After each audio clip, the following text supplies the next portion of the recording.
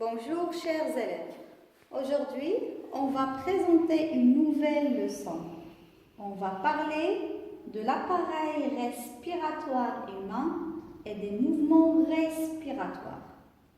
Alors regardez ici, pour les organes de l'appareil respiratoire, on a le nez, la bouche, les trachées, d'accord, on a la trachée ici à côté de l'œsophage et on a les poumons, d'accord, on a 2 poumons. Pour respirer, on fait entrer de l'oxygène à travers le nez et la bouche, d'accord. L'air inspiré entre et passe par la trachée vers les poumons. C'est au niveau des poumons que se passe la respiration, précisément au niveau des alvéoles pulmonaires.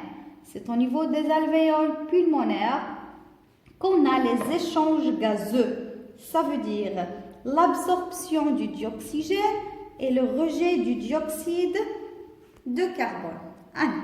La respiration totale permet de retrouver une parfaite maîtrise de son corps. Ça veut dire qu'elle est très importante pour tout le corps. Elle permet de mobiliser les diaphragmes.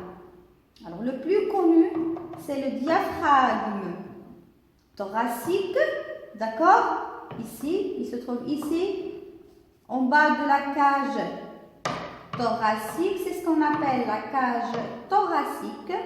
On a aussi le diaphragme crânien, on a le diaphragme cervical et le diaphragme pelvien. Le diaphragme thoracique, qui est très connu, alors c'est une séparation de grands placements musculaires qui séparent la cage thoracique de l'abdomen. Alors il se trouve ici, d'accord? Le diaphragme thoracique se trouve ici. C'est une séparation entre la cage thoracique et l'abdomen.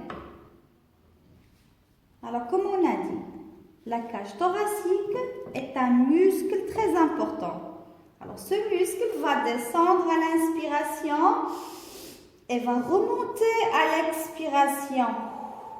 Il va mobiliser les intestins, le foie, le pancréas, la vessie et les viscères. Et ces viscères vont stimuler le diaphragme pelvien. Alors, vous voyez la dynamique, la mobilisation de toute la colonne lombaire lors de la respiration. On a la cage thoracique qui remonte lors de l'expiration, d'accord? Et elle descend lors de l'inspiration. Le diaphragme et la respiration vont jouer le rôle du brassage des viscères. Alors, tous les muscles se mettent en action lors de la respiration. Les muscles du dos, les muscles au niveau de la gorge, au niveau de la nuque, au niveau de la mâchoire.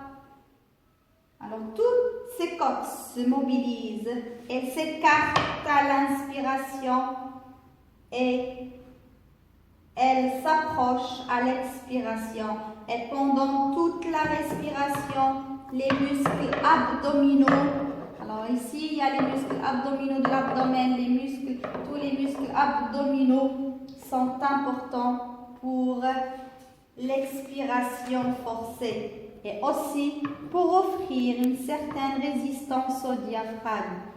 Et on peut respirer lentement dans le ventre et dans le périnée.